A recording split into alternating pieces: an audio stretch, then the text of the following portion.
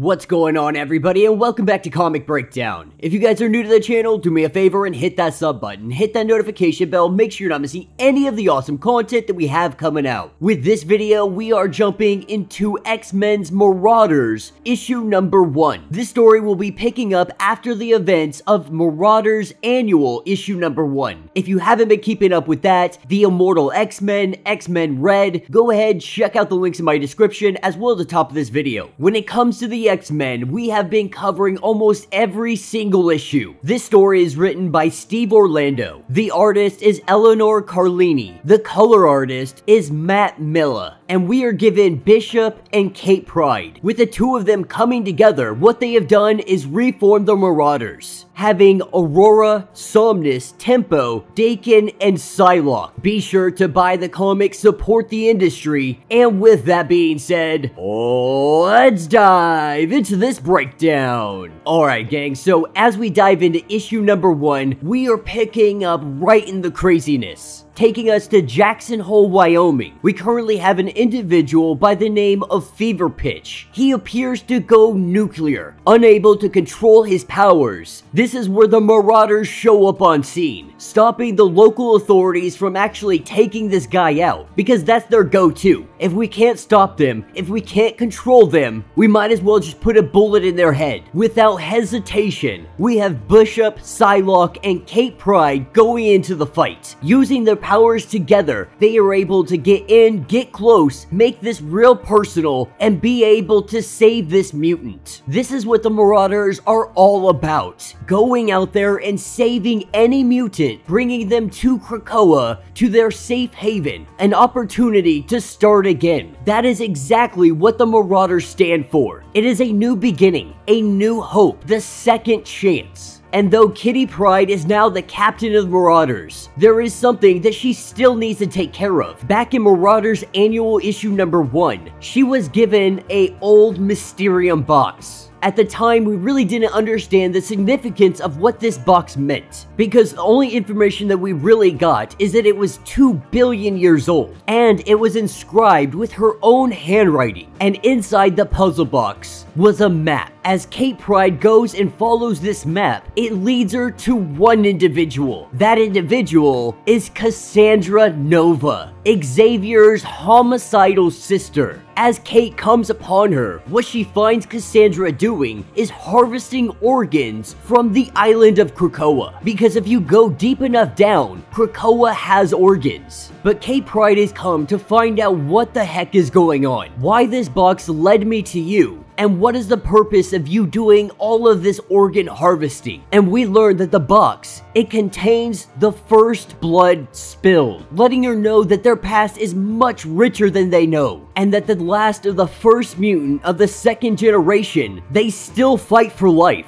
And there is an opportunity to save them, with her guidance, of course. And Pryde, she is not one to turn her back on any mutant that needs saving. But the truth is, Xavier's sister is responsible for the death of millions of mutants. And that includes Kate Pryde's father. And while she currently has Krakoan amnesty, there is no part of her that is ever gonna trust her, with Cassandra Nova trying to play it off like she's reformed. Because of what Jean Grey had done to her, she says that she wouldn't hurt a fly. Now of course we know this not to be true, and she's definitely gotta have more sinister plans at play. But for the time being, she is the only one that can get them to the first mutants of the second generation. Taking us to Danger Island, we have Psylocke and Tempo. They are currently doing some combat training, and once their training has completed, Tempo does make the notice that what we just did to all of these individuals that we're fighting against in this training scenario, this wasn't rescuing, we were actually pretty violent. We maimed them pretty badly. And Psylocke knows that while many of these are gonna be rescue missions, that doesn't mean that they're not gonna have to fight. That doesn't mean that they're not gonna have to take lives. In the pursuit of trying to save people's lives, we may have to take some. Taking us back over to Cassandra, she is getting met by Jean Grey. Jean Grey in her old costume, and she has come more or less as a reminder. She wore this costume when she last left her crying at her feet, letting her know that she doesn't want to do it again can, but she will. With Cassandra continuing to play up the aspect that she is reformed. After being more or less quote-unquote injected with compassion, she can now realize the horror of what she has done. But for her, it makes it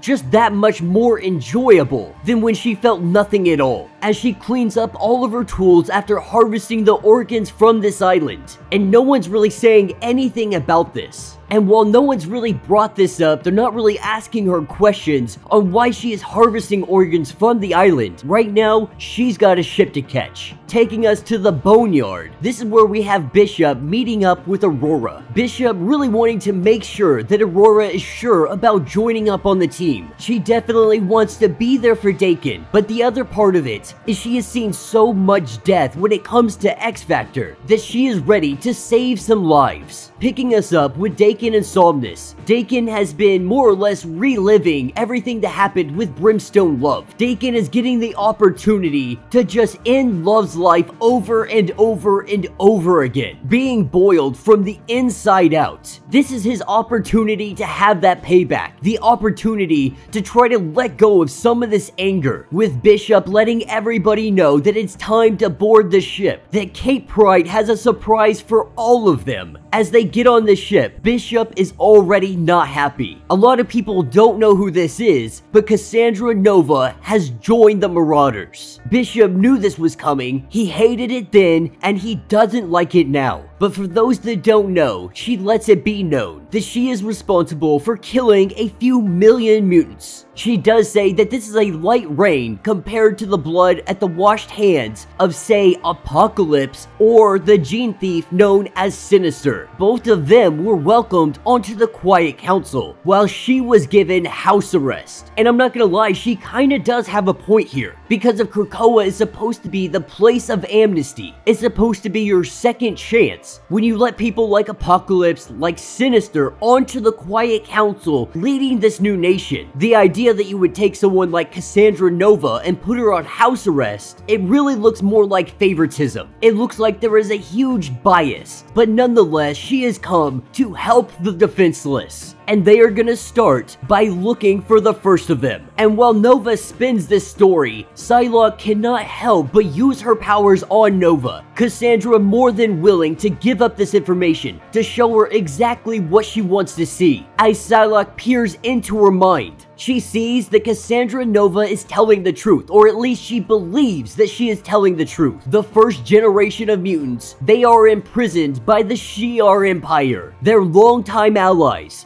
Xavier's daughter. They all appear to be lying to them. Having this information confirmed, this is their new mission, to go rescue the first of the mutants. As they take off into space and head to find Xavier's daughter, this is when we are taken to the Shi'ar throne world, and Xandra is getting the information that the mutants known as the Marauders are making their way here, that their scans indicate Cassandra Nova is on board, and there's Mysterium that is somehow over 2 billion years old. We have Delphus, who dismisses all of the Super Guardians and Gladiator. Xandra asking who is she to give this order. She exposes herself as Delphus the Red, the Shepherds of Shi'ar history, a rank that far exceeds Super Guardian. This secret society, this secret police, always out there keeping everything in check, staying hidden in plain sight until they are needed. And after hearing this information, she is willing to expose herself, letting her know that her role is not being changed or challenged. The Kin Crimson have stood here before the throne was even built, when the Shi'ar Empire was nothing more than galactic raiders, letting Her Majesty know that they would never expose themselves if it were not for great reason. Right now, the Marauders are headed directly towards us. And what they seek, it threatens not only the throne, but the entirety of their society. Letting her peer into their ancient history, she says, the first blood spill. Looking into this, being completely and utterly shocked, she knows that this ancient past, it will only lead to war with planet Arakko, with friends, allies, and mutant kind. Giving the order, the Marauders are not allowed to make their way into Shi'ar space. They must never uncover the truth. And that's what takes us to the Marauders spaceship. They are currently making their way through space, and this is when a giant red spaceship comes in directly behind them. Not wasting any time, this ship engages the Marauders. Psylocke and Bishop, they're on the offensive. They suit up, they head outside. Using a mixture of mutant ability and technology, they are trying to take this ship out of the sky while Pryde is making her maneuvers. And this is when a giant field comes up around them.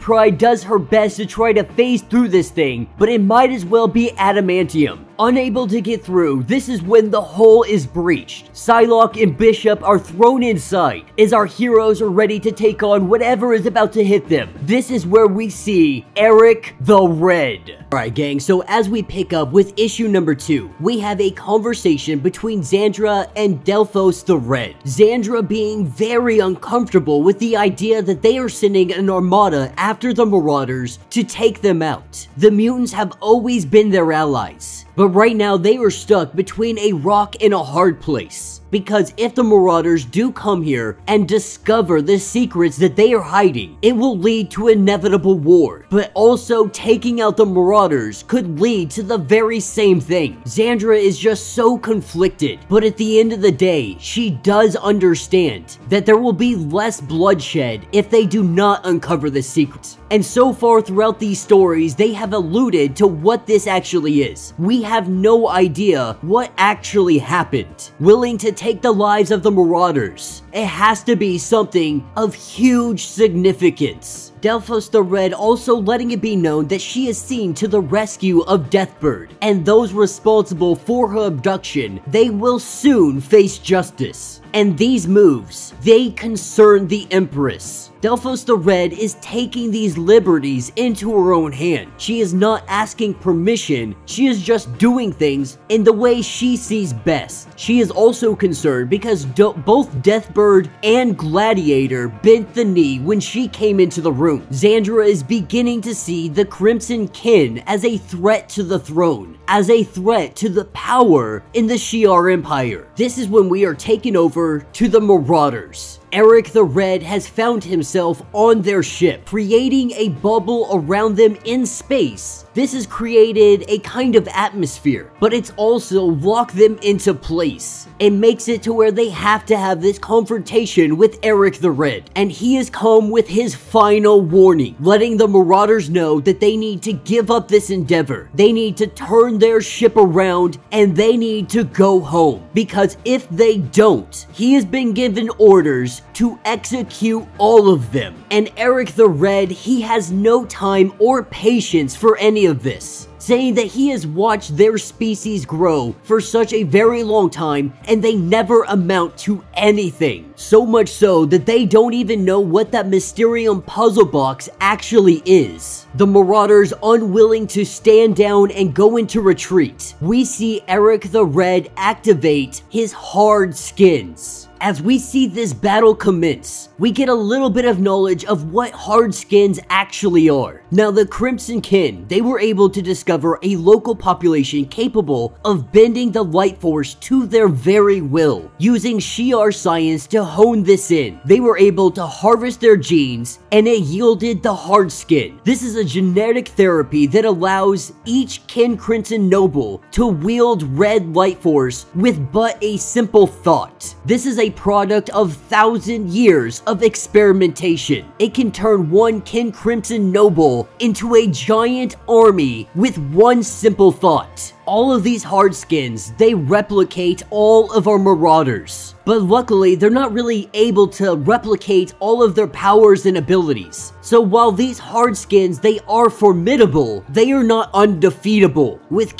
Pryde unable to phase through these things because they are so dense that she is unable to do so. What she can do is get up close and personal, have her sword to his throat. With Bishop learning that he can absorb these hard skins, he takes one into his body, but with it taking it in, this is too much power, it is too much energy From Bishop, we see a huge red explosion. As Bishop is overloading with power, Kate Pryde is trying to bring this all to an end. Picking up with Xandra and Gladiator, she is having a discussion with him, trying to figure out what their next course of action is. Because right now she still feels very guilty on what they are about to do. People that have helped her time and time again, that have come to her aid and saved her life. But what she is really concerned about is that even her Super Guardians bow down to the Kin Crimson. But for the Super Guardians, this is something indoctrinated into them at a very early age. And their entire existence is to ensure that Xandra never has to see the dark dealings of the Empire. She's starting to recognize that she doesn't have as much power as she truly believed, and that there are a lot of secrets being hidden from her, ones that she believes she should be making the decision on if she hears them or not. Even with all of this being said, she still cannot deny the gravity of the situation after being shown everything that she has seen. And for the sake of the Shi'ar Empire and the sake of all mutant kind, the truth must remain buried. Taking us back over to the Marauders, we have Bishop, who is trying to get this power under control. This power being so strong, we see this little field, this bubble in space, it begins to collapse. At this point, Kate Pryde really does think she has the upper hand. Unfortunately, Eric the Red did not come alone. As this ship begins to fall apart, the bubble is collapsing in on them, which means their atmosphere is disappearing. In a matter of seconds, everything goes sideways for the Marauders. Trying to hold everything together, we see the entirety of the Marauders using their abilities together to try and hold on to as much atmosphere, oxygen, and everything else that they have, being able to create this little pocket in space. This is only a temporary solution. Eric the Red is able to get his hands on that Mysterium puzzle box. Cassandra Nova is missing. Tempo is no longer able to hold time, recognizing that they only have under a minute of air left. They have to figure out a plan, and they have to do it very quickly. This is where Somnus gets an idea. With the aid of Psylocke, they are able to take everybody into his dreamscape. All of their consciousness have been brought into this place, and this buys them some time. This gives them ample opportunity to devise a plan on how they're getting out of this situation. Meanwhile, planet side, we have Cassandra Nova going against one of the Kin Crimson, and we see Nova just wrecking while she's out there holding her own. The Marauders team is trying to figure out what the heck they are going to do. Now, I misspoke earlier. They have 7 minutes. 7 minutes to try and figure out how to survive this. Luckily for them, inside the dreamscape, that 7 minutes is 7 days. With time moving much differently, the amount of time that they have been in here, it has only been 7 seconds in the real world. While they try to figure out their next steps, we see their physical bodies floating out there in space. And we have the Shi'ar ship that comes into view. Xandra on board with her Kin Crimson. They are letting it be known that now is the time to strike. Wipe out all of the Marauders. They have retrieved the box as needed, and there is only one last thing to do. Alright gang, so we are picking up in Shi'ar space. The leader of the Kin Crimson, the one known as Delphos. She has been brought the Mysterium puzzle box.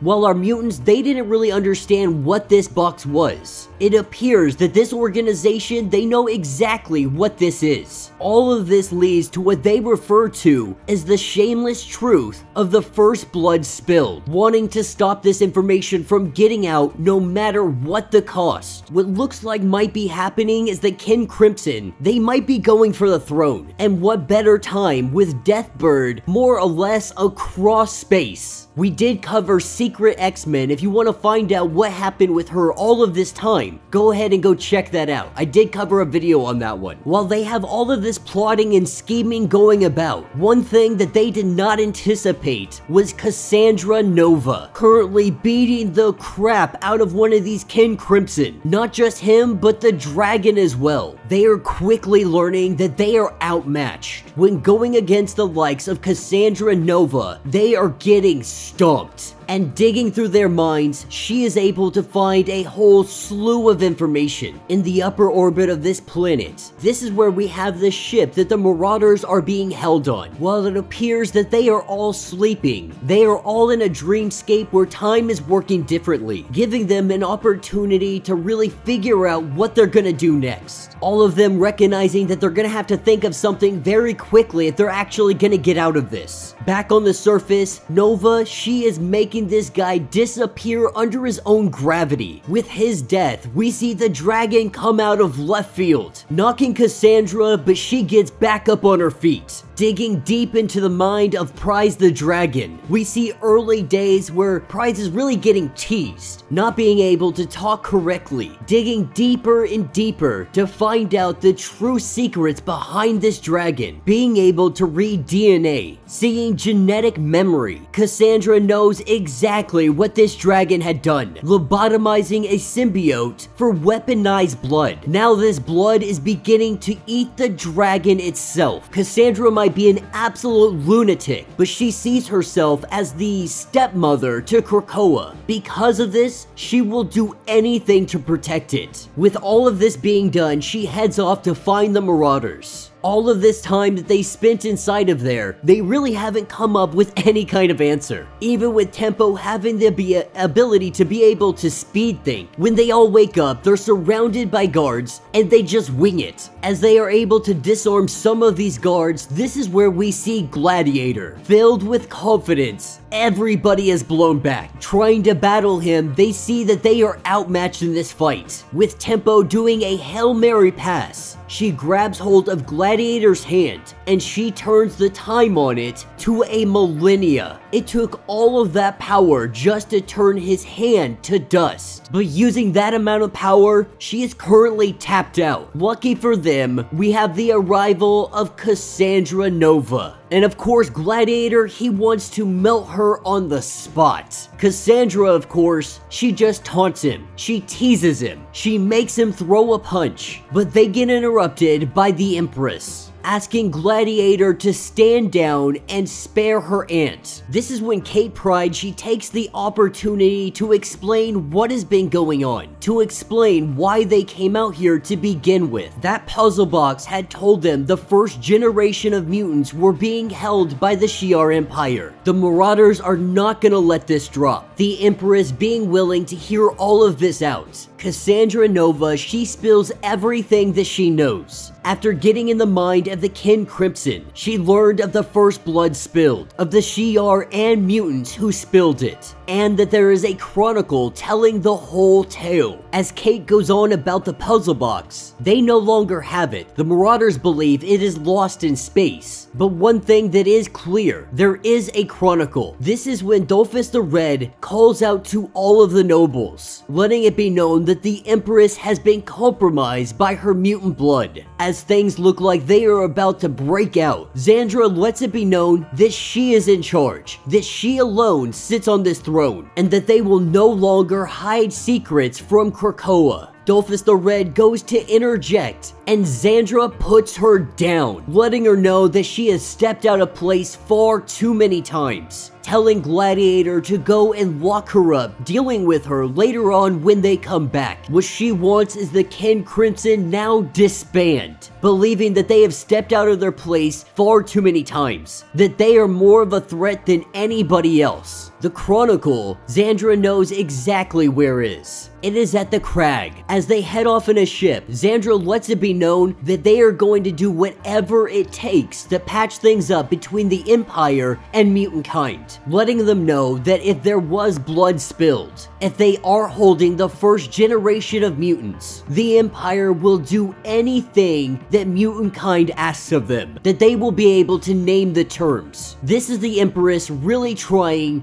to build this bridge. With a lot of distrust, everything going on, she is trying her best to maintain this friendship. friendship. This is what takes us to our pan-dimensional prison. This is where the Chronicle is being held. Though this may seem excessive just for a book, the truth is the information inside of there is so valuable that it has to be held in a place like this. Making their arrival, we see some guards come out. When they do, they greet them, but then immediately turn on them that they are executing her for treason as a bolt goes straight through the Empress. The Marauders are about to lock and load and prepare for another battle. Alright gang, so as we dive into this issue, the first thing we are shown is Throne World. And that is because the Kin Crimson, they are getting their butts handed to them by Deathbird, showing up on site and recognizing that the Empress has been taken out. She is on the warpath.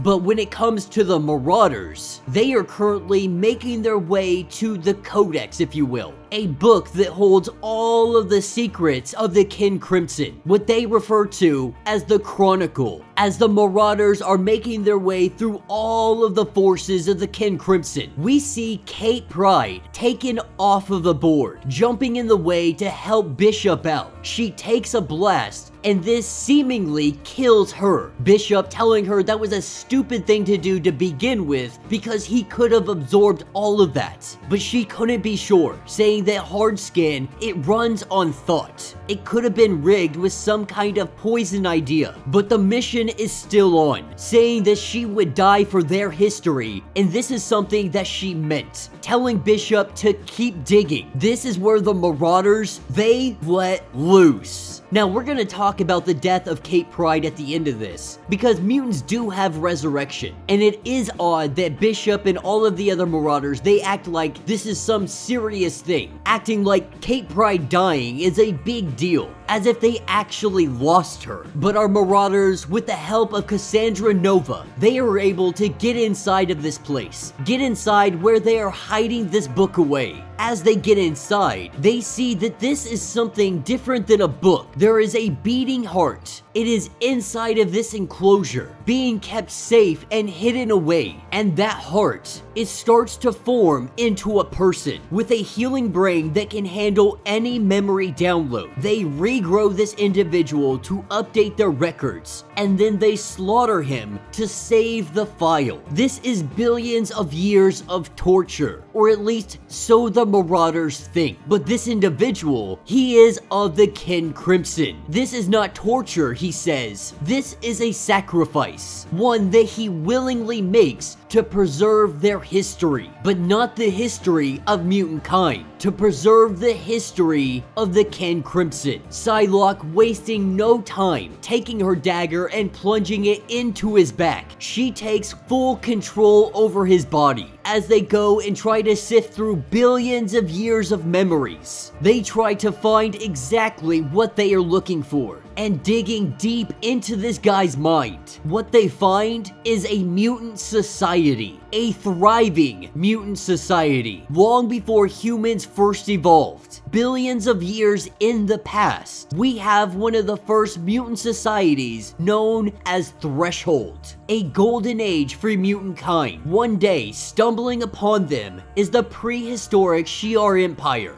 At this time, they are still spacefaring nomads, pillaging the galaxy with all of their berserkers at their heels. They came to the Threshold Society looking to raid, but our early mutants, they refused to yield. They fought off all of these forces. If it had not been for their fear of going into space, none of them would have been able to survive. Unfortunately, for the people, the mutants of Threshold, this was a grave mistake, because Shi'ar, they returned, not with scouts, but with an entire army, a living doomsday device at their hands. They wanted nothing less than the extinction of Threshold. But when these forces came upon them, the mutants of Threshold, they only sent 5 individuals to fight. They had lobbied for peace, but the Shi'ar wanted none of it. They wanted no mutant alive to tell of the Shi'ar loss. And so the mutants, they obliged. They fought this battle, In mere moments, the Shi'ar's great obliterator was taken off the board. This was an absolute bloodbath.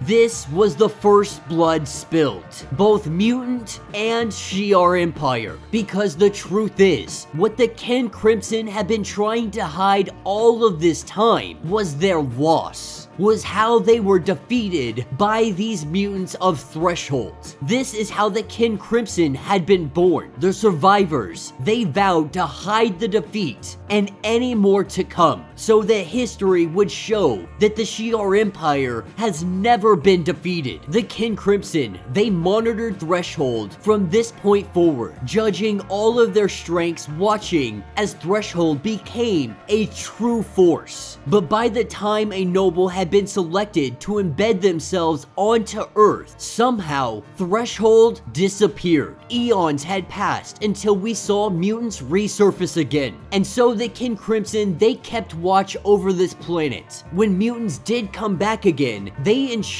that mutants would never find out about this bloody past, stopping any individuals trying to escape Threshold's past. Even when Eric the Red attacked all of our X-Men, these were just assessments of their true potential. The truth is, Kin Crimson lost against mutants, but Threshold may have defeated them. The Kin Crimson, they outlived them. Any of Threshold that tried to escape, they were vaporized on arrival. This is when Cassandra Nova, she lets us know that he is lying. Most of the escapees had been executed, but some were held in time drives for study on a doomed Shi'ar base, destroyed a few years back. This is where the last of the mutants had been held in those time drives. This is where Tempo, she pauses everything because she knows the look on Cassandra Nova's face. She saw this look in her time with the Mutant Liberation Front. Cassandra Nova wants to go back in time, because if they can go back to that now destroyed Shi'ar base, there is a chance that they could save some mutants in the time drive. Bishop, he seems to think that this isn't a horrible idea. A jump to that recent in the past wouldn't even be as far as he first came, but Tempo letting Bishop know that he came here to undo his future, saying that that is dangerously easy. Preserving the future, that is much harder. That is much riskier. The rest of the Marauders, they believe that they have no other option, that they have to go and do this, that they have to go to this pan-dimensional prison, follow Nova's lead, go back and get them first. That Kate Pryde, she died because of all of this. If we come back with our hands empty, she is going to be livid. Tempo is trying to let them know that they don't understand the risk. The truth is, Bishop, he is a time traveler, a tourist. Tempo, she is a chronokinetic, saying that the closer you are to now that you go, the more dangerous this trip becomes. If you want to bring something back from the recent past, even the smallest change could mean that they would never be here to begin with to steal from there. That the people they currently are, they may cease to be. With all of them fully understanding the risk that they are putting up, they let Tempo know that they are going to do this regardless. And that's what jumps us to years ago on Avalon, the one-time orbital base to Magneto and his acolytes. It is currently being destroyed as they look around for this time drive so they can get the heck out of here before this place is completely obliterated. They run into a very, very bad dude. This is where they run into Nemesis. Grabbing hold of Cassandra Nova by the face, he is letting us know that this is the age of Nemesis's beginning. Being drained of her entire life force, Nemesis stands toe-to-toe with Exodus. This is a Exodus of the past, on Avalon with all of his acolytes. And while Exodus, he doesn't really understand the full scope of what is going on. The only thing he truly cares about is these intruders being on Avalon, and he is going to take them down. Nemesis saying that he is a son of Apocalypse, not the Apocalypse from this universe, mind you, and that he has no equal. As the two of them clash together, we have Psylocke, Bishop, Tempo, and Somnus. The Acolytes know that they are on the ship. Not only that, this entire place is a freaking minefield. If they change a small thing, it could mean that they never end up here to begin with,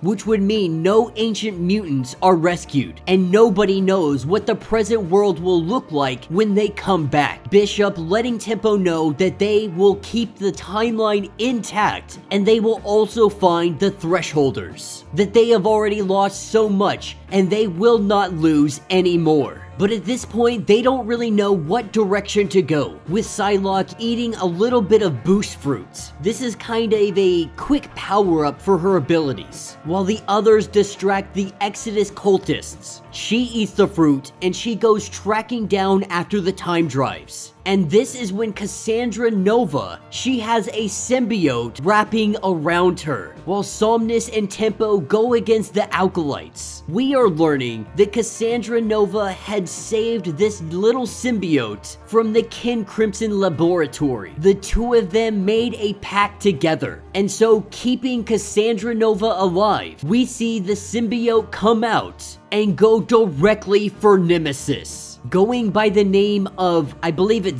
ZZXZ, with Cassandra Nova back in this fight. This is able to stall Nemesis just a little bit longer, because the truth is, they don't need to win this fight. Avalon is going to fall out of the sky, and it needs to happen. But before that happens, they have to get to this time drive. And so while this battle transpires, back in present day, we have Dakin and Aurora, the two of them going against one of the Kin Crimson, the one known as the Chronicle. He is the one that has stored all of their information, all of their collected knowledge in one singular place. As the Chronicle goes to rip out the heart of Dakin, he quickly learns that he is going to have to do much better if he is going to try to take his heart. Dakin cutting off his arms, cutting off his legs, recognizing that the gland, this is what keeps this guy alive. He goes over to it and he stabs it right through the middle. With Dakin defeating him, we are thrown back into the past. Bishop is absorbing all of the power that Nemesis had stolen from Cassandra Nova. Does this by breaking his armor apart. Nemesis standing there without any bit of his armor. This symbiote lets Cassandra know they struck a deal. This symbiote is hungry. It wants to feed. But Bishop lets it be known that you can't do that. Nemesis will meet his demise, but not by you, not by being eaten by Cassandra Nova and her symbiote, because this very well could change everything in the future. And so now trying to figure out what their next course of action will be, because they got the time drive, and while it's hard to read, it seems to be more informational than anything else. Pausing the station, pausing everything around them. Tempo is giving them just a little bit of time to figure out what they are about to do. Formulating a plan, Psylocke doesn't believe that she will be able to do what Cassandra Nova is asking of her. Cassandra Nova, she lets it be known that she read her DNA, her mind back in her proper body. Her X gene is optimized, but also letting her know that you can forget about the daggers. You can focus your gifts however you like, even as a part of a crude circuit, using Cassandra Nova and her symbiote as a kind of duct tape. And the four of them together as a circuit, they will make everybody on this station forget what happened. And they'll be able to depart to the present, leaving Avalon to its fate. And so in doing this, we see Avalon fall down to the planet, and our team, they return back to the present. The time drive is intact. Psylocke remembers their raid. This means that Avalon survivors have no memory of them, not even Exodus. hoping that they would have been able to come back and question the Chronicle. Learning that Dakin had killed him, they're not going to be able to do so. This is where we see Deathbird, and Deathbird has brought a gift. The great Delphos the Red, leader of the Kin Crimson, with Psylocke letting it be known that the Empress said this would never be buried again, that this time drive holds the last thresholder, and Psylocke expects her to hold up this bargain. This is when Delphos the Red, she goes off about how she predicted all of this, and this is when she tells Deathbird that Xandra is dead. Without skipping a beat, Deathbird snaps her neck and cuts her body in half. Though they were supposed to stand trial, Deathbird says that this is more than trial enough. Deathbird letting the mutants know that the drive is theirs, their ship will be repaired, and their past will be reckoned with. And so picking up later on Throne World, the Empress back in her seat of power, only being gone a short time because she had been resurrected on Krakoa. A gateway had been opened up, and so while many believe that she had been gone only for a short time, many don't know that she had died and been resurrected. This brings up a lot of different problems, but problems the Empress will have to face another day. And we are also going to talk about her resurrection when we get to the end of this issue. It's something that I'm saving because I actually want to talk quite a bit on that topic. We have Dakin, who is being bestowed a great honor. Cassandra Nova passing off the symbiote, passing it off to Warbird, saying that it's X gene. It remains quite a mystery, but for the time being, it will remain with Warbird. Everyone goes their separate ways. Psylocke unable to open up the time drive. As it stands, nobody is able to uncover what is inside that drive. This is when Grey Crow comes up, brings some food to Psylocke. We see the two of them kiss, and her just be happy that she has come back. Now this is when we are taken 2 days later. This is after the Hellfire Gala, and we have Kitty Pryde, who has been resurrected, which is another thing that we are going to talk about. Now Bishop had left some notes for Kitty Pryde, letting her know that there was a mysterious individual, not necessarily mysterious, but somebody from the future that had been delivered here by a Cable a little bit older than the one we saw not too long ago before he headed off back to the future. On her deathbed, she came here asking for Kate Pryde. When Bishop recognized that Kate Pryde had yet to be resurrected, she was jumped up to the front of the queue, and now with her being back, she is meeting this individual from the future that Cable brought. That individual is Cerebra. Our Marauders team, they are back on Krakoa, they are back on Earth, and not a minute too late, because the progenitor, he is passing judgment on everyone, making them justify their own existence. The Marauders currently have a mission that they need to do, because there are mutants trapped in the altar, stranded inside of Legion's mind. This is because the gateways, they were destroyed, which means there is no way for them to return from the altar, the safe haven that Legion had created inside of his mind. And this still doesn't let us know where Legion is. The last time that we had saw him, he had gone toe-to-toe with Uranos, the two of them flying up into the sky above Araco, with only Uranos coming back down. But with all these mutants stranded at the altar, this means a rescue mission. Kate Pryde currently talking to Fabian and Cassandra Nova as they sit here and they form the gate that they are going to need to use, saying that the people that are going to come through this gateway, they are going to need help, they are going to need healing, they're going to be scared, because the whole reason that they are in the altar to begin with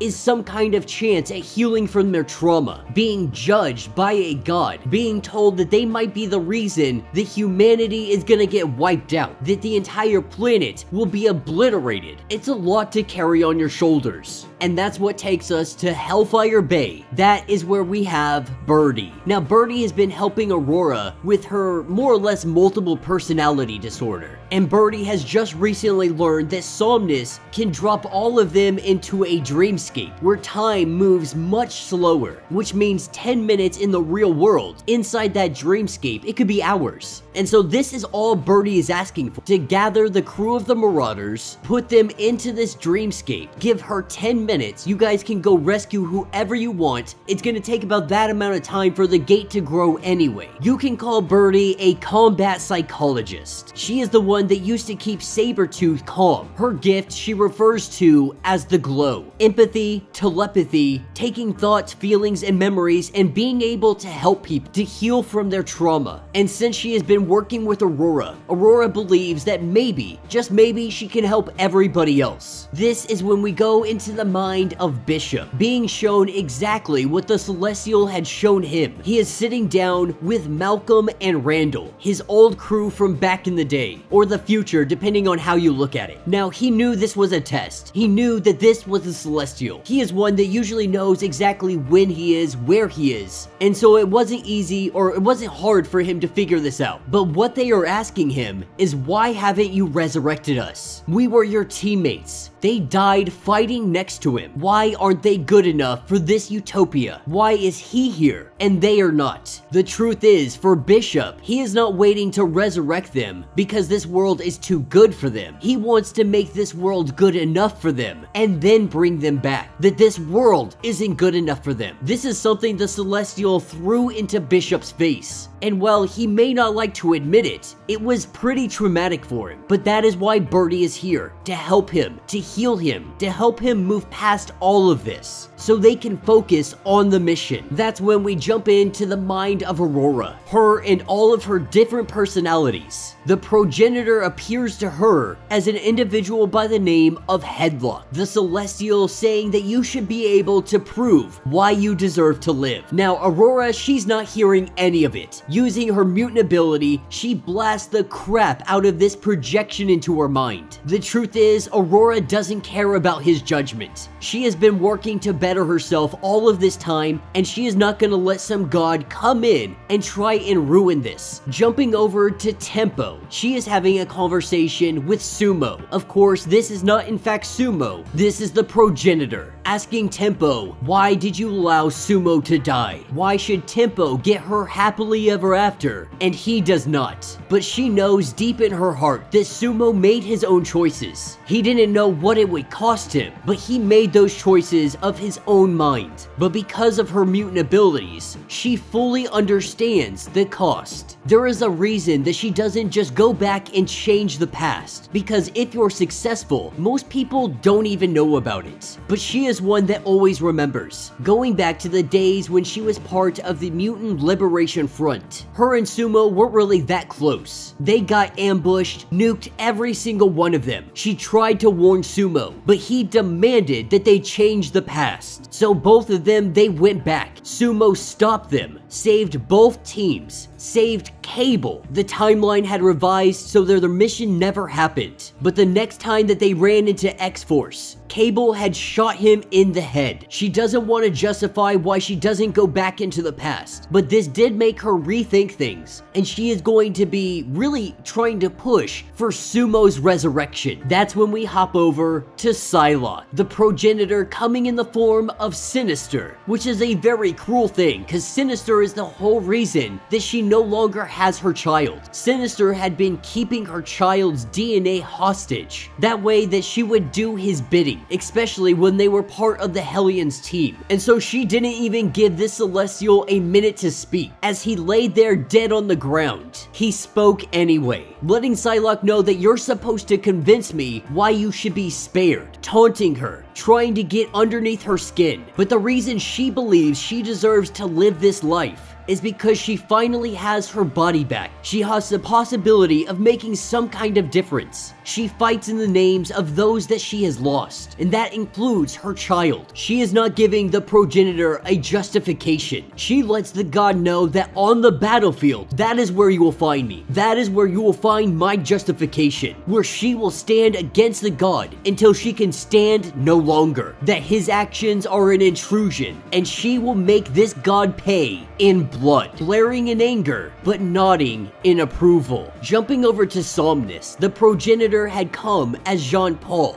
but he quickly learned that this was in fact inside his dream, and if the progenitor comes to him in his dream, Somnus, he is a god in his own right inside his dream. So it doesn't take long for him to just get rid of the progenitor, regardless of his judgment, regardless of what he is going to say to him. The truth is, most of our mutants, most people, they don't care what the Celestial is going to judge them. Now, there are many different factors and reasons on why they don't care, but the majority consensus is that Celestials can go F themselves. But it also appears to be making them better people. Even going into the mind of Dakin, the Celestial doesn't appear as somebody else, but the Celestial is him, taking one of his claws and jabbing it into his own freaking head. He is not afraid of judgment. He is not afraid of what he will be judged as. The truth is, he knows exactly what he is. This god is already too late in coming to tell him that he deserves to die. This is something that he is very well aware of, but as long as he has breath, he will protect those he loves, those he cares about. And in this time, 10 minutes has passed. Hours of therapy has been done. Everyone waking up, and everybody feels a little bit better. They had an opportunity to talk through all of their trauma, everything that they have been dealing with, everything that led them up to this moment. This is referred to as hyperbolic time therapy. Breaking brand new ground, this is going to be revolutionary. We have months of work done in 10 minutes. As they turn around, they see that the gate has been completed, and so while they prepare for their rescue mission, while mutantkind moves on the Celestial, in the background, we finally get to see some Orcus. Because while mutantkind is battling their battle against the Eternals, while the world faces celestial judgment, while mutantkind is escalating tensions, Orcus is going to use this to their advantage, telling them to get all the footage they possibly can, that if Earth does continue on, if they pass judgment, they want it to be clear who brought them to the brink of extinction. Everything bad that mutantkind has done, from Brimstone Love to Thunderbird's assault on a police officer, this is another petal of the Orcus. They plan to win the hearts and minds. And so while mutantkind fights for their freedom, Judas Traveler is ensuring that they get seen in the worst possible light.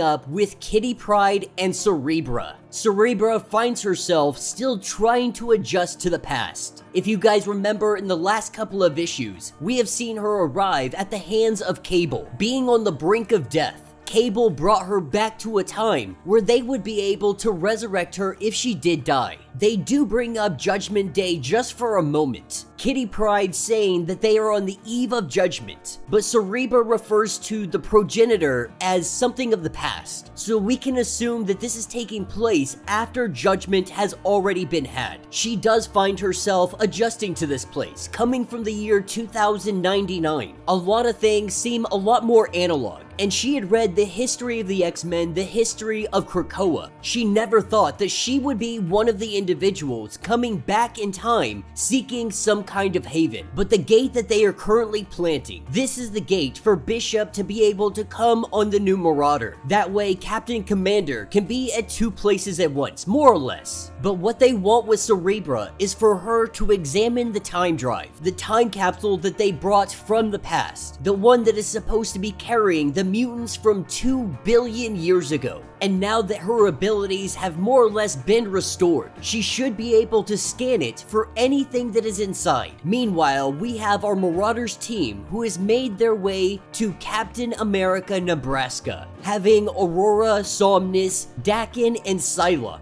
There seems to be some kind of organization, the one referred to as the Watchdogs. They are a very anti-mutant organization. Because of this, there is a mutant that engaged them. The Marauders have been sent to see what is going on. Before they are even able to get into the town, a guy on a dirt bike shows up and tries just throwing slurs at them, telling them that they need to get out of here. And surprisingly enough, Somnus is the one to just knock this dude out. And once they get into the city, this is where they see horsepower. Being adrenokinetic and drifter, his body burns super adrenaline. This grants him not only youth, but regeneration and superhuman strength. The only problem, he needs adrenaline. He needs to feel alive. That is why he goes after organizations such as this. A mutant who hunts down terror cells. While he may need the rush, he is trying to help in his own way. The only problem, he is going to level this town. Yeah, he's going to take the watchdogs with him. The only problem, humankind, they are not going to look fondly on this situation. The truth is, he is causing much more trouble than he is actually helping. This is where we see Psylocke use a bow connected to her power. This is giving them narcoleptic suggestion. More or less, it's putting them to sleep with a bow and arrow that is manifested from her own power. That is where Dakin and Horsepower go toe-to-toe. And while Somnus, he suggests that maybe they help him out. Psylocke says let them fight. Let them wear each other out and they both can sleep it off back at the Healing Gardens. And so with their mission being complete, this is where we pick up at the Red Keep. This is where we have all of the boost fruit. This fruit enhances mutant abilities, takes them to the next level. We are picking up with Bishop, Christian Frost, and Cerebra. We also have an informational page letting us know more about Cerebra, more about her powers, her abilities, and how she is going to be beneficial moving forward. And Dr. Nemesis has done an entire report on her, checking out her DNA. She has very, very unique talents, but she is not able to replace the 5. Using some conditions, she could be very useful. Now, Cerebra is still a biological being. She lacks the hard drive space like Xavier's helmets, but she can scan in ways that those helmets cannot. She is a biometric telepath.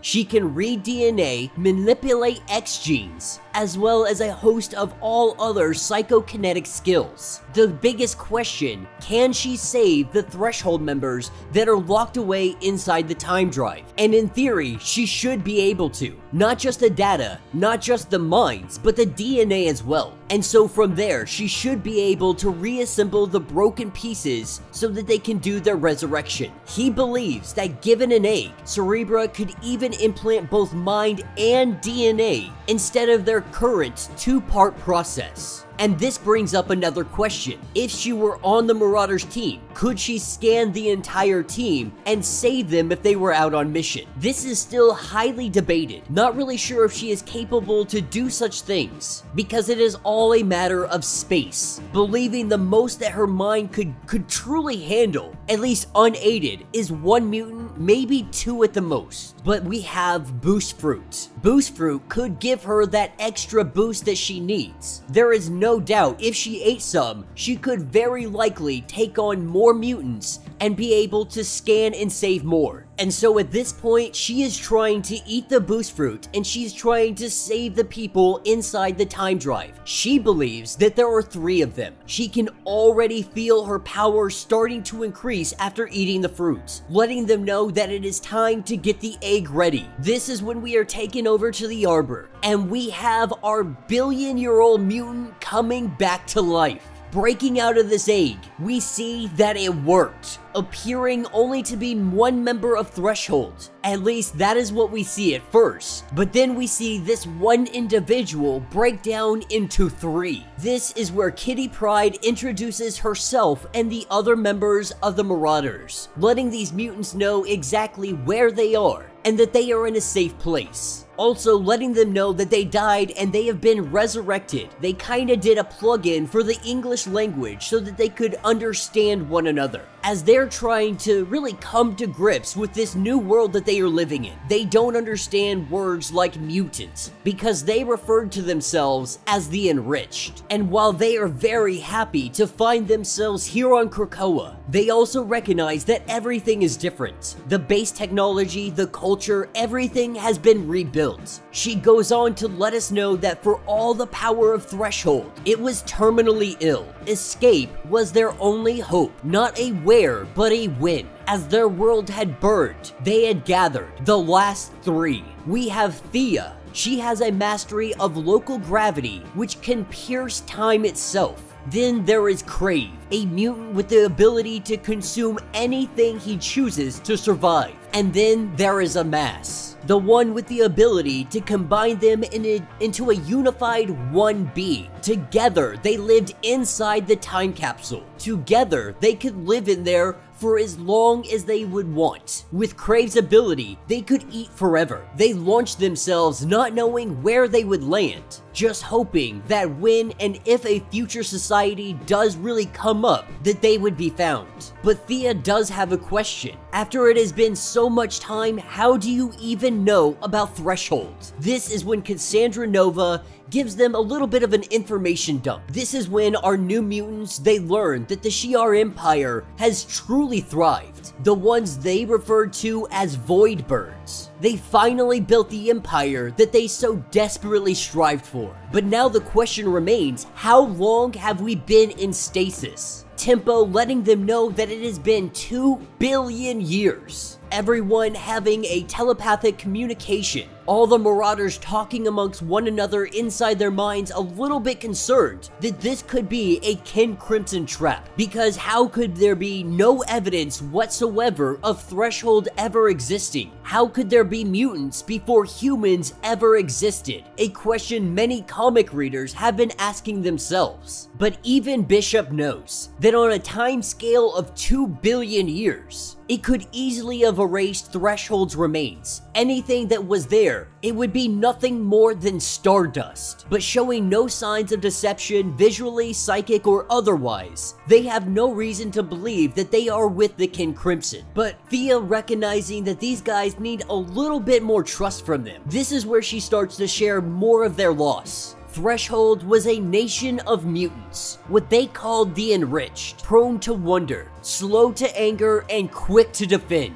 When they repelled the first invasion from the Void, that victory sparked Threshold's climb towards its peak in all of existence. Advancement and celebration, and the same miracle that brought Thresholders their gifts. The next of them crawling from the birthing sea, they were celebrants and builders. Each generation a family, spawned every 20 years, raised by all. Eventually, reform came, governance reborn as 2 houses, one called equally from each generation of enriched, the others drawn from enshried, what is known as the humans in our terms. See, what they are letting us know is that humanity existed 2 billion years ago. It had simply been erased and restarted. That is how mutantkind was able to be 2 billion years ago. This was the age of light for the Thresholders. That is, until the darkness came. Those referred to as the unbreathing. These were their rivals. An industrial society, desperate for expansion, deprived by the first oxygen war, they lay dormant for ages before resurfacing with more deadly tactics. Theirs was a guerrilla turf war against any that would breathe air. They had no choice. Oxygen was poison to them. Life for Threshold meant death for the unbreathing. It took them only a taste of war for their pride to turn into poison. Fear of the unbreathing drove them to very cruel places. They created hybrid bacteria to infiltrate and kill their cities beneath the waves. But the strains were too smart. They became self-aware. They turned on them, and then the bacteria turned on one another, fighting their own wars with the infected bodies of the Thresholders. The few that were able to hold off the infection were led by Grove. With no cure on the horizon, the only option was to escape, and so Grove chose her, Amass, and Crave to strike out into the unknown, to go out, find help, and preserve Thresholder society.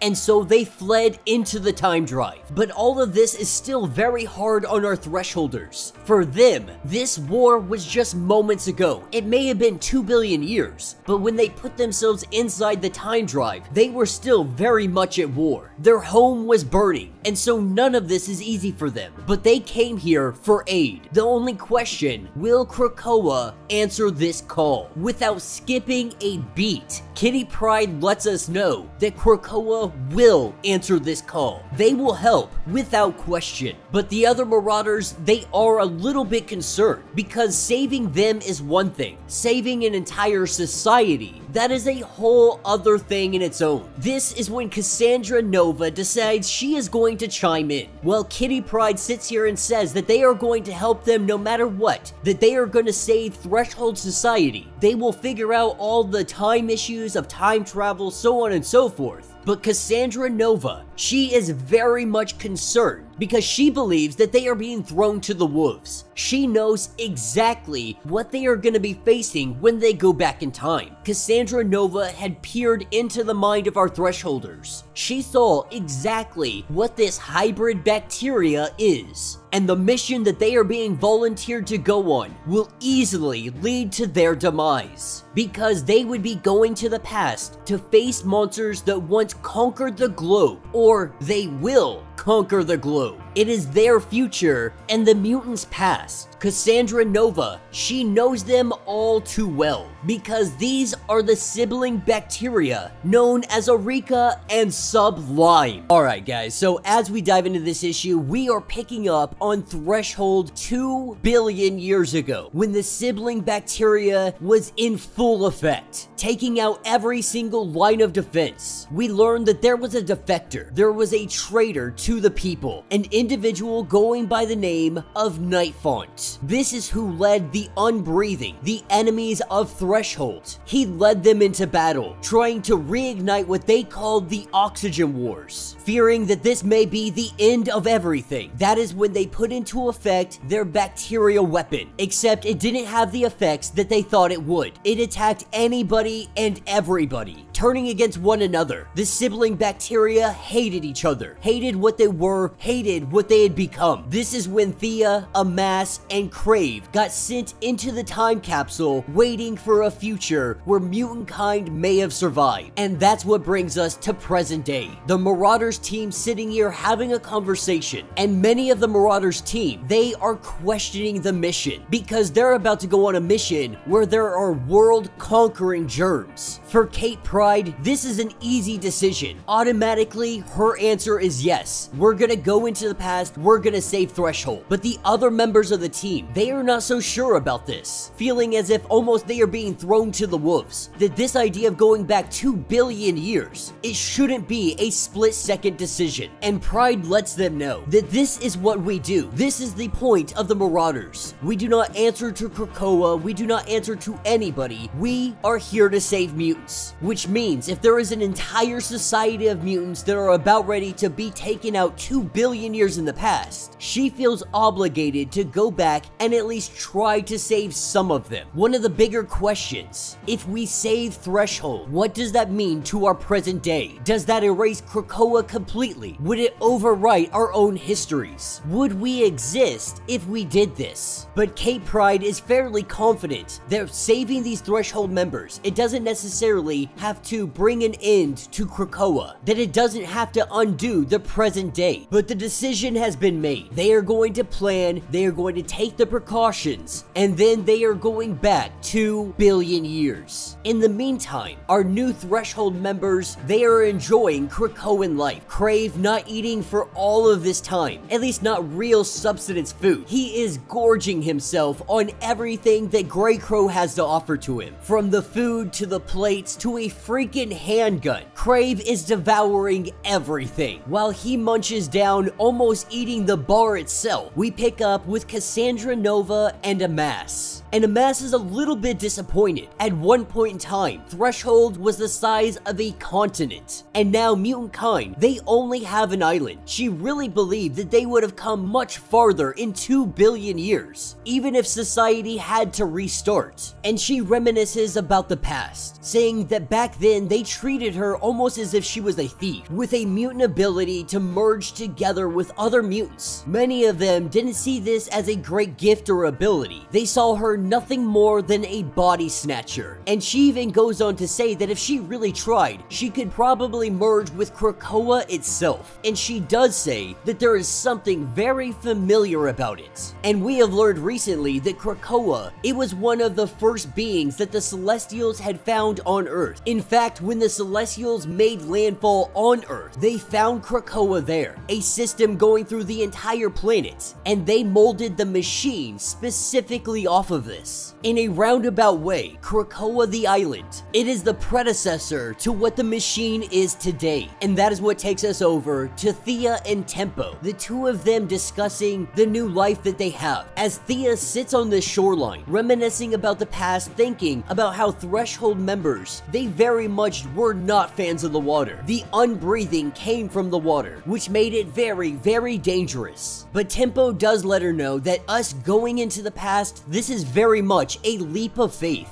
Even using boost fruit, even a mass joining everybody together. The fact of the matter, jumping back 2 billion years, this is no easy task. And that's where we jump over to the White Palace. Jumbo has created something very unique for them. He has created a bunch of brooches that they can put on their uniform. They are very intuitive and self-healing. In theory, these things are supposed to protect them from any kind of virus or germ. And so with having a defense against the sibling bacteria, they head over to Cotterman's Creek, finding the location of where Threshold was most likely at. Most of it had fallen into the water at this point, but there are some areas on a map where there is land, and that is where Threshold may have been 2 billion years ago. With everybody grabbing hold of a mass, we see them all form together, everybody checking in, from chronokinetics all the way down to Somnus and his hypersleep. With a giant flash of light, we see the Marauders teleport themselves 2 billion years into the past. That is when we land in Threshold Century Town 87. And Century Towns, these are more or less beachheads really made for the unbreathing, a line of defense from the ocean to land. These small pockets of resistance are really what remains of Threshold, because with the sibling bacteria making its way across the land, those with the mutant abilities or Threshold abilities really able to hold off the bacteria, they have survived, but they are also facing off against other mutants that have been infected by the bacteria. And so when we land in Century Town 87, the war between the siblings, it has already begun. It is well underway. This is when Thea lets everybody know that they came back at the wrong time. They did not go far enough back. The sibling bacteria is already taking everything over. But Tempo, she really can't pinpoint an exact moment, especially jumping back 2 billion years. She could eat all the boost fruit she wants, but jumping that amount of time, it's never gonna be an exact science. This is when the Marauders deploy. A mass letting everybody go, the Marauders jump into action, doing everything they can to hold off these forces. Cassandra Nova getting grabbed by the neck, this immediately makes her think about her brother. In that instant, she turns on the mutant that is currently being possessed by the bacteria, and she rips him apart. And that is when the bacteria comes for Fang, believing that these brooches would be able to stop the bacteria. It was created to evolve. It was created to really destroy any immunity, any system that was made to fight it off. It evolves so quickly that we see it go into Fang, his healing ability unable to fight it off. This is when the Marauders recognize that if Fang's healing ability cannot fight off this bacteria, do they really have any chance of winning this fight? Picking up at our 2 billion years ago mark,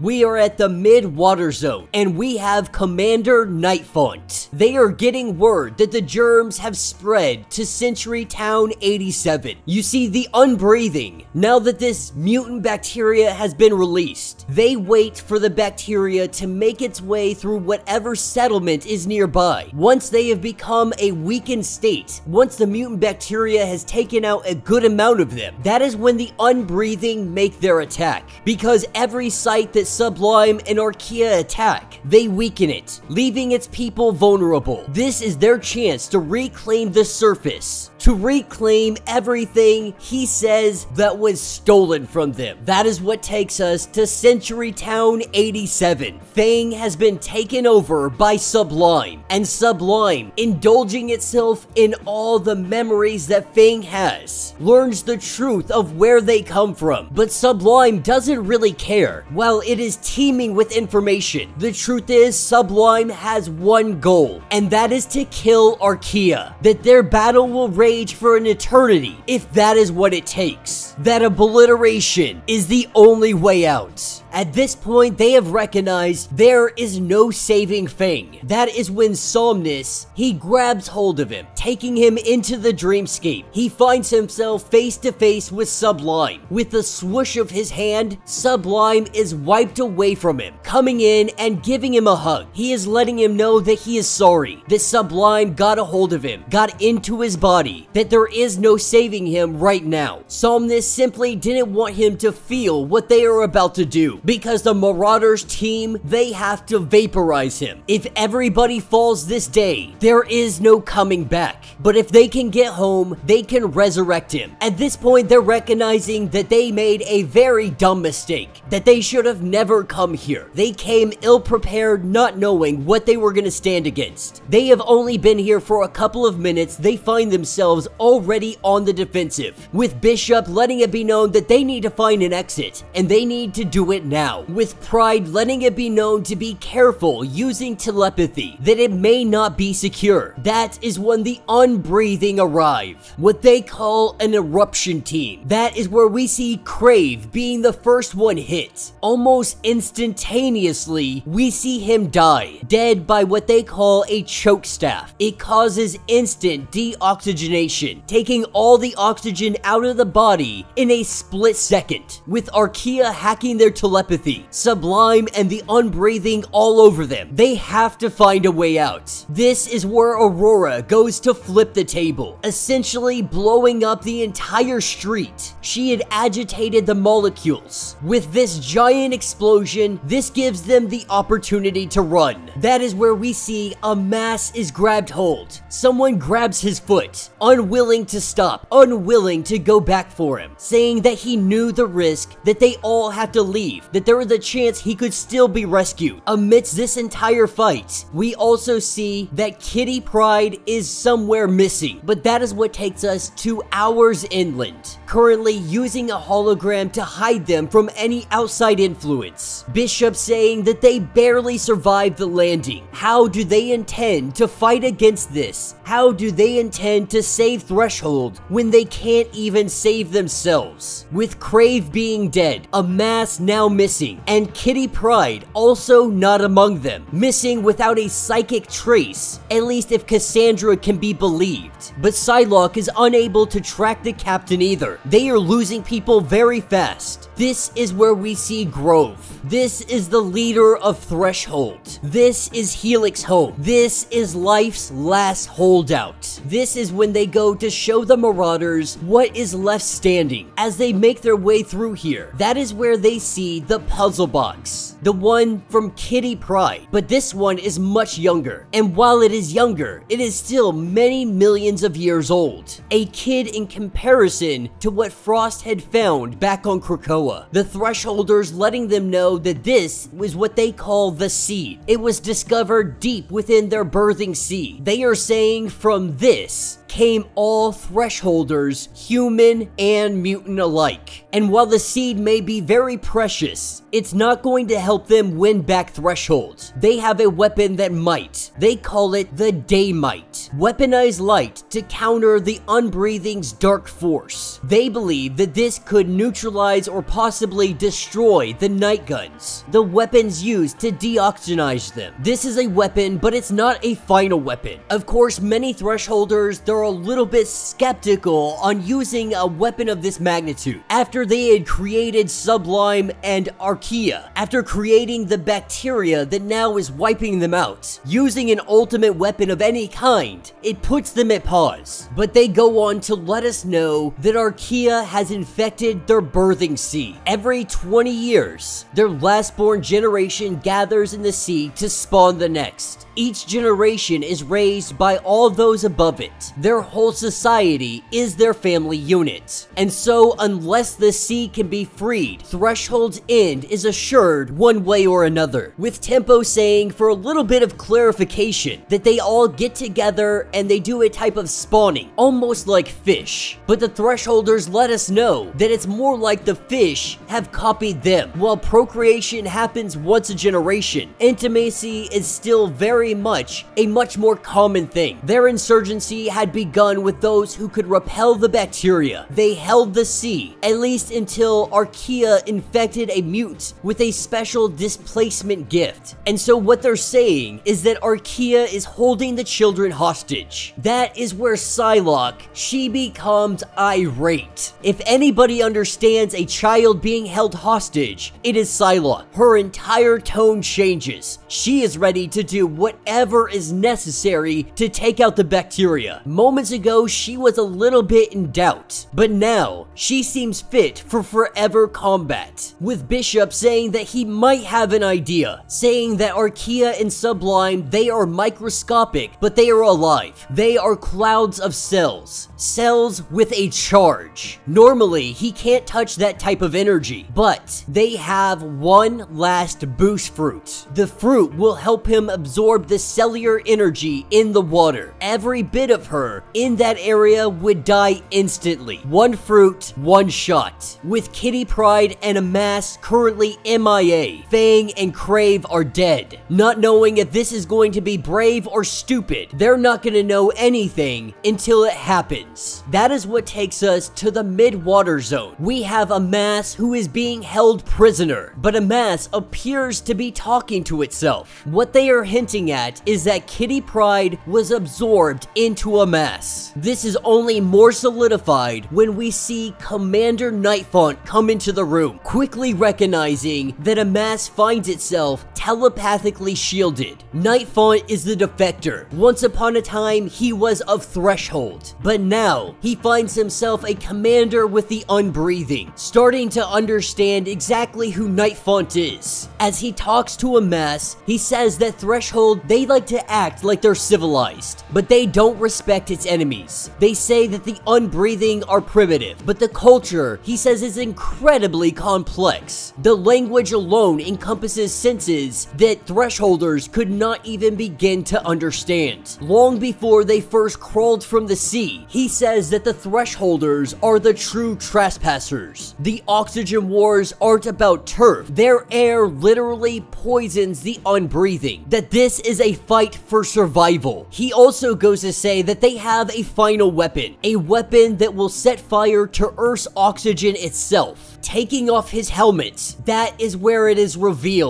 that this is none other than Strife. Alright guys, so as we dive into this issue, we are picking up in the Unbreathing territory. We are learning that the individual who is known as Nightfont, he is in fact Strife. He is the evil clone of Cable. We learn that he regrew himself here. He crawled from the birthing sea to reign supreme. He is even the one that inspired the Unbreathing's final weapon, what is known as the Oxygen Igniter. This will light everything that has oxygen on fire, burning the surface world in an instant. And from the ashes, Strife will reign supreme. Now, what Strife didn't know is that the Marauders were here. What he didn't know is that Kitty Pryde is inside of Amass. She jumps out, she phases her fist right through his face. She lets him know to stand down or otherwise she is going solid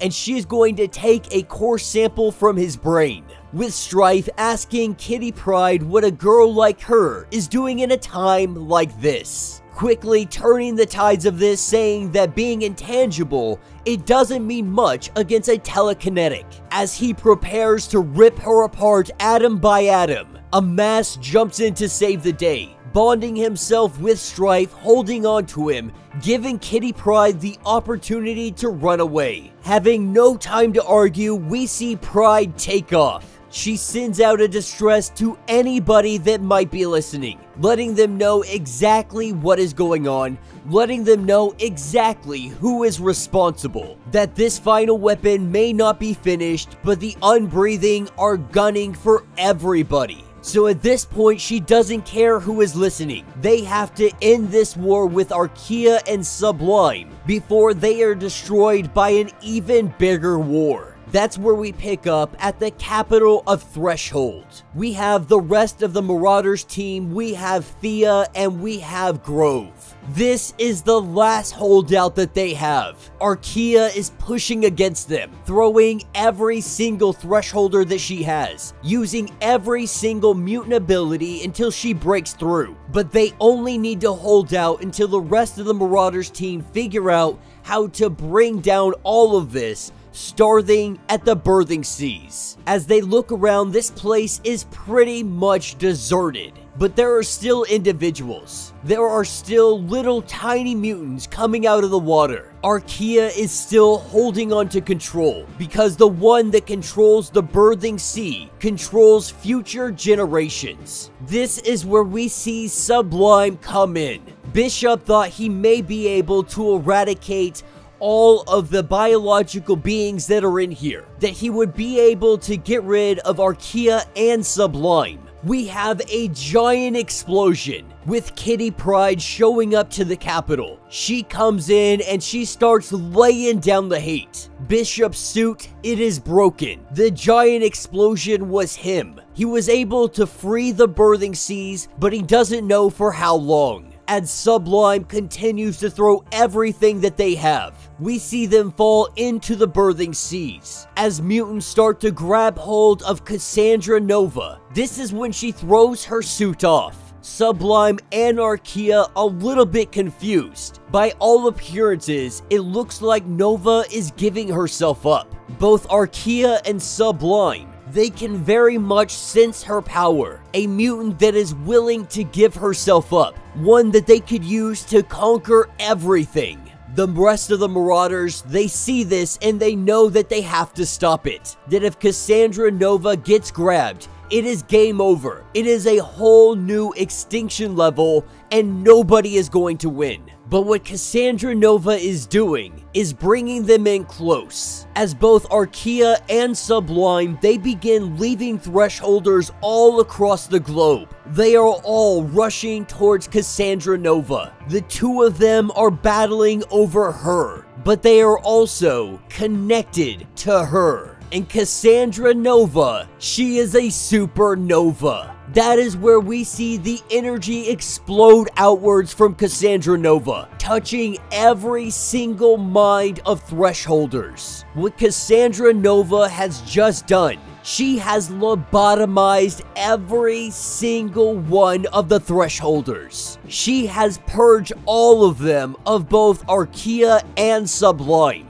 In one single shot, she has saved everybody. Now that's what takes us to a little bit later. Now that the battle has been won, the battle with the Unbreathing is still on the horizon. With Kitty Pryde wanting to do everything she can to save Thresholders. She is learning that she can't save everybody. This is when Grove comes in and saying that you shouldn't. We see that Grove has evolved, taking some very serious injury in the battle. This new healing process puts Grove into a vegetative state, looking a lot like a tree. This is the change that Grove has truly endured. But Grove goes on to say that this doesn't have to be a rescue. That the Marauders Threshold, this is all the Marauders past. If anything, they have shown them that there is a future worth fighting for. But Grove says to let them fight it. This is when Cassandra Nova, she recognizes something unlocking in the mind of Kitty Pryde. Cassandra Nova, she recognizes the plan that is about to go down. She is getting ready to kill Kitty Pryde, and that is when Somnus comes up from behind, and he gives her a good blast with the choke stick.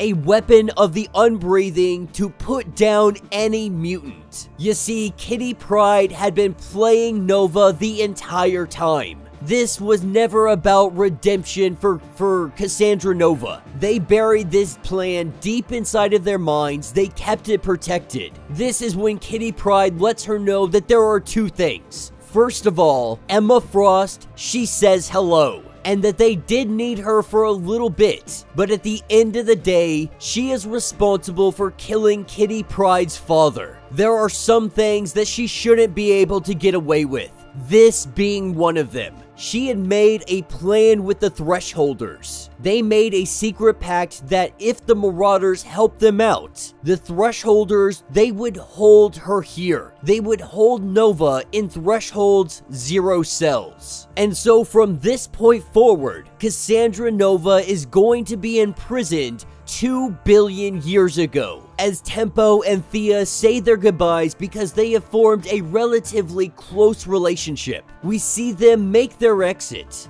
as Thea finds comfort in the arms of Grove, mourning the loss of what she believes could have been love with Tempo. With Grove giving her some words of encouragement, what we learn is that Grove is in fact Okara, the original mutant that was split in half to make Arakko and Krakoa. That is what takes us to present day at the Green Lagoon. As everyone sits here, has a drink, happy to be back, Tempo is a little bit sad because she is not foolish enough to believe that that was in fact love, but she believes what she had with Thea, it maybe could have one day been something along the lines of love, that she wanted to find out what it was, simply wishing that they had more time. This is when Kitty Pryde says, "What if you did?"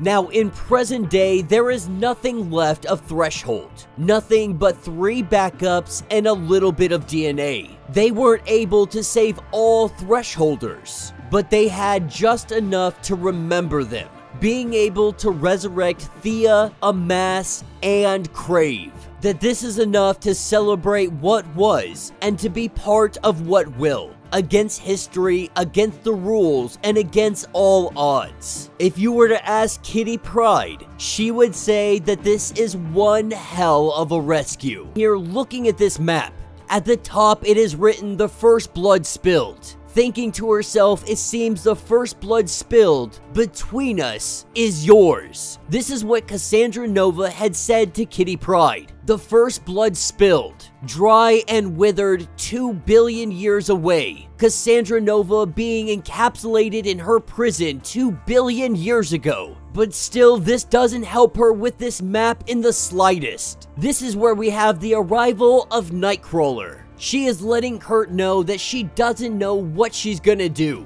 She thought she understood. She has been doing what is right, but not allowed. Getting medicine, Krakoan medicine, to those that need it, in spite of their governments. Rescue their kind wherever they are in spite of human limitations. And then Threshold. Mutants from so long ago that it might as well be a myth. But they needed help. And so they gave it. The Threshold 3 are now here, but they left Threshold to fight alone. It said that that is what they wanted to do, but she doesn't feel good about it. She doesn't feel like they won. Studying the past is one thing, but seeing that it is so alive, knowing that it will end, that is so much more real. She wanted to save them all. She wanted to do more. But if she had, what would happen to today? How would this affect history? All of them. But NIGHTCRAWLER gives her an idea, that there is no weapon mightier than an idea. The spark, it calls to all of them to move forward, to try new things, that they have beaten death. But is resurrection the only victory over loss? Has she tried every weapon? Is she all out of ideas? If she can't save them all, what can she do? And what she's going to do is try something new. This is what takes us to Boston, Massachusetts. We have Scratch, who is giving a sermon in the name of love. As he gives this sermon, we see that he has 2 hearts before him, a mutant heart and a human heart. As he goes on spewing all of his BS, throwing blood onto all of these crazy people that are here, they are rudely interrupted by the one and only FANG. But he's not here using his claws, he's not here using pheromones. He is here with a baseball bat. Because if there is one thing that he can do to Scratch, it's beat the living crap out of him with a bat. And so as Fang and Lockheed, they deal with the love situation. We are taken to the South Pacific, with Thea and Kate Pryde having a conversation. Being one of the individuals from Threshold, she wanted to run this idea past her, saying that they found Threshold, saved her and her friends, all because of a box and a map. A map that pointed to a monster who killed millions, her father being one of them. The vessel not unlike their seed, but lost to the void. The seed was the same. She had seen it. Kitty Pryde's name etched into the side in Krakoan, a genetic aleph that first seeded their waters with life, with her name already on it. She keeps thinking, where did that life come from? They all believe that Threshold were the first. But she says, what if they, meaning her and Krakoa, were the first generation all along? This is where she gets interrupted because Psylocke, Somnus, they're all dealing with a pretty big situation in Santo Marco. With all of the chaos going on, we see Bishop in the reactor room, absorbing as much amounts of bioelectricity as he can possibly take in. But they are learning that this facility, it wasn't hit by a mutant as they had previously thought. It blew up from within, where they kept a mutant prisoner as their power source. That mutant is Albert Luis, aka Feedback. These were his death throes. Albert was Department H. At one point, he had a plaque on the wall, faking a death to sell them as parts would not be above them. Psylocke communicating this with Bishop, but also taps into Kitty Pryde, saying that she overheard her talking with Thea about the idea that they are in fact the first generation. That Krakoa being the first would explain a pre-human society of mutants. The question now, how can we know for sure? How can we be sure that this isn't self-delusion or self-fulfilling prophecy? But Kitty says that this is a leap of faith. The same leap of faith they took with the Threshold 3 that are now here, telling them to finish up, get feedback into the resurrection process, and then join her at Genosha, picking up with Tempo, Bishop, Kitty Pryde, and Psylocke. No mutant will ever forget where they were when Cassandra Nova almost got her genocide. She had said that Kitty Pryde spilled the first blood between them, but she did when she killed Kitty Pryde's father. So why would Kitty scribe that on a map? Or why will she someday? She read it as a map to Threshold. But maybe it wasn't that. At least not how she had thought. They couldn't save Genosha. They couldn't save Threshold. They trapped Nova in the past. Threshold is her cage. What if that cage was built here? Not of bars, but of ideas. Nova didn't get them all, but she did kill millions of them. What if that loss could give life to billions? This is where we pick back up with Fang, and he is just beating the living crap out of Scratch. He is trying to get information, trying to find out where Brimstone is, trying to find Love. But Love is playing it smart. He has messengers that he is sending out in all different locations, gathering as many followers as he can possibly gather. But Scratch does know where the information is coming from. And so Lockheed and Fang, they are gonna go find Love. Picking back up with Kitty Pryde, what she is suggesting is that they create Threshold.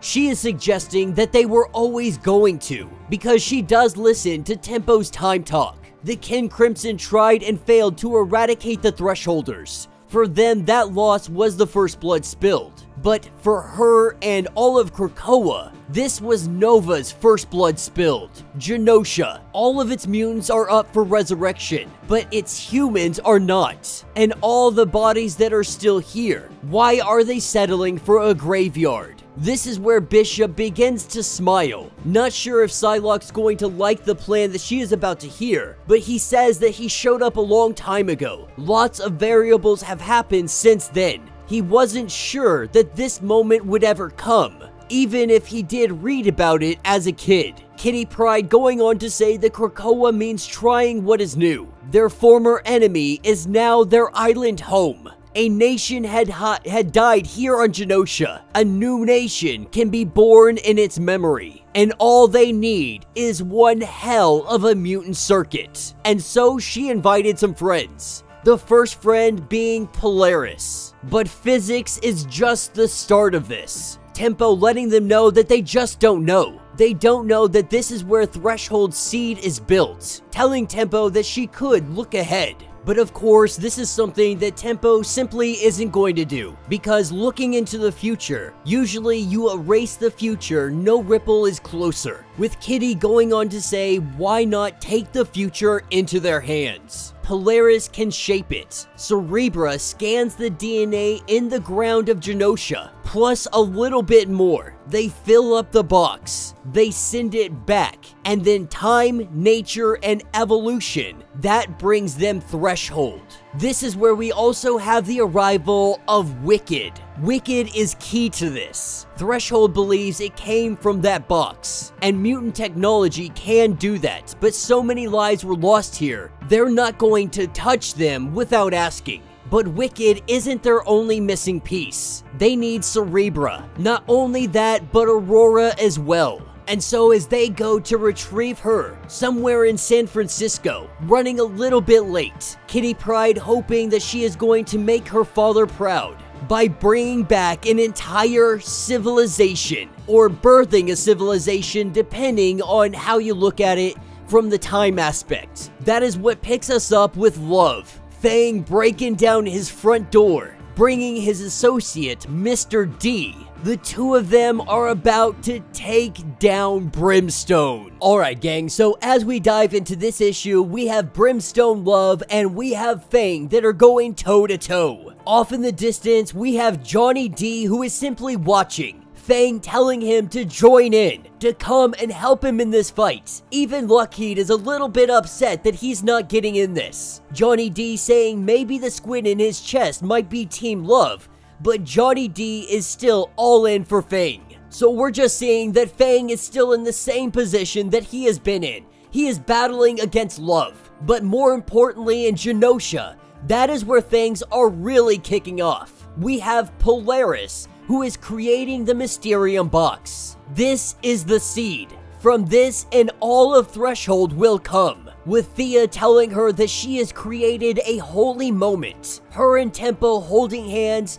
Tempo notices that she's been relatively quiet, but she finds herself overwhelmed since they came here. A mass craving her. They came here for aid, or at the very least to tell Threshold's story. They never dreamt that they would be starting it. And while they have this conversation, meanwhile, Kitty Pryde is having a conversation with her father, who just happens to be a ghost. Starting from the very beginning, letting him know everything that has transpired. And while she wasn't able to save her father, she now has a chance to not just make him proud, but turn the millions lost into billions born. To make this into a place of joy, imperfect or not, the DNA in the ground, human and mutant, it could spark a golden age. But it is not her choice to make, it is her father's. It is his choice and everyone who died here, showing him a map where it all started. They found it, impossibly old, with a message in her handwriting,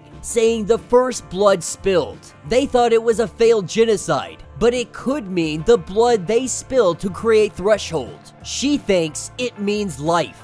Her father saying that he likes the sound of it, but she got one thing wrong. It is not her handwriting, it is their handwriting. As he grabs her hand and he goes to write it down, telling her what happened here happened, but it is only over when they say it is. That they want another chance, they want another opportunity. As she turns over and she gives her father a hug, we are taken down to San Francisco. We have Cerebra, who seems to be helping some random stranger. And while she looks to be completely alone against Bushwhacker, a mutant who kills mutants. We see that a friend arrives to help out Cerebra. Psylocke has come up to let her know that she is needed. But beforehand, we learn of her new friend.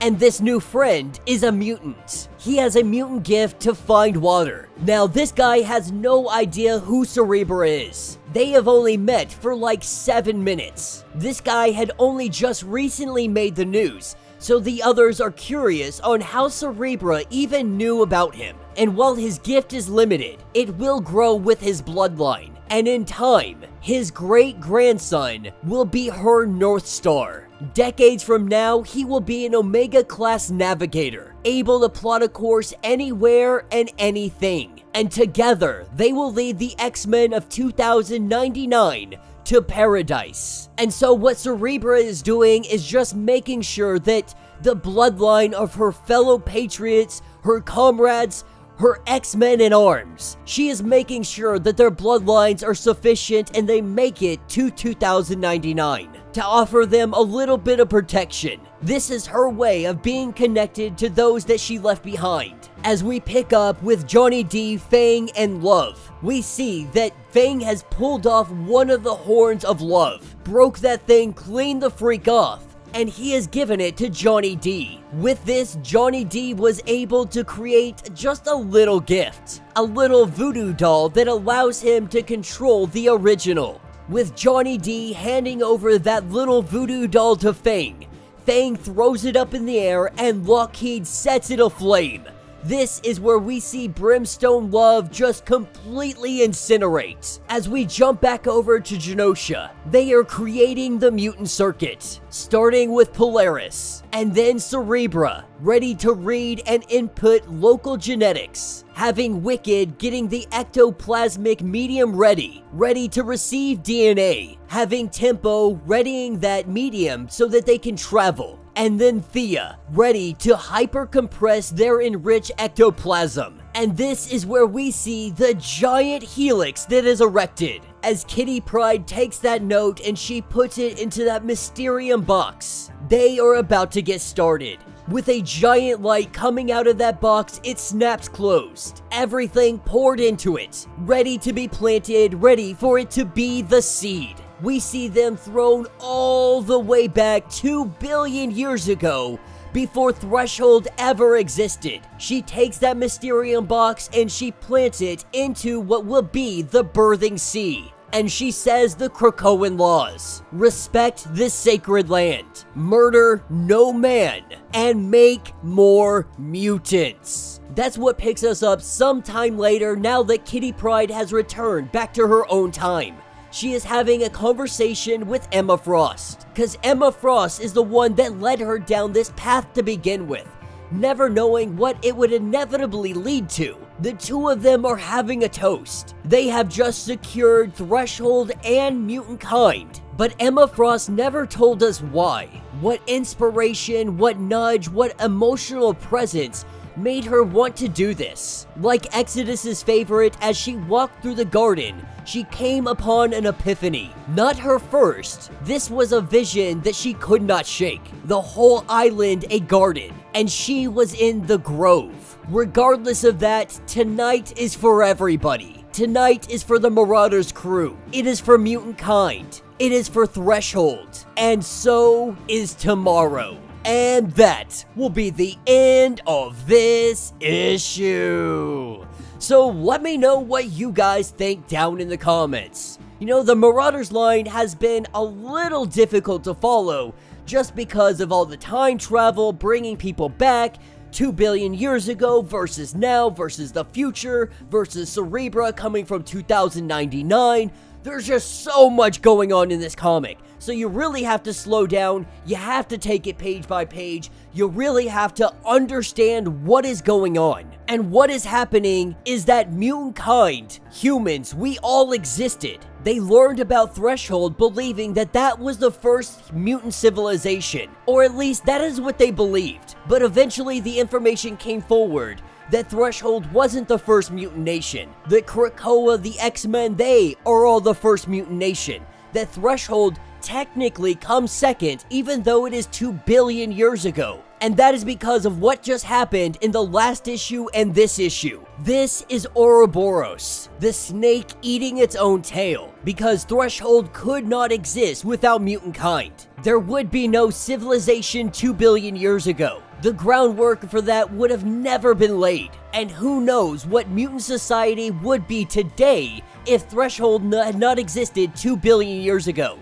And the same goes the other way. But from Genosha, 2 billion lives are born. An entire civilization, an entire society, more or less being able to be brought back. While Genosha was such a heavy loss, the birth of Threshold, it gives hope for the future. So let me know your thoughts, let me know your theories. If you would like to get completely caught up on everything going on with this series, go ahead, check out the link in my description as well as the top of this video. It will get you completely caught up on everything going on with Marauders. If you would like to support the channel, you can always do so by supporting the channel membership. Much like Patreon having multiple different tiers, from $1 to $50, from loyalty badges to getting comics every single month. Not only does this help out the channel tremendously, but you are getting tons of perks in the process.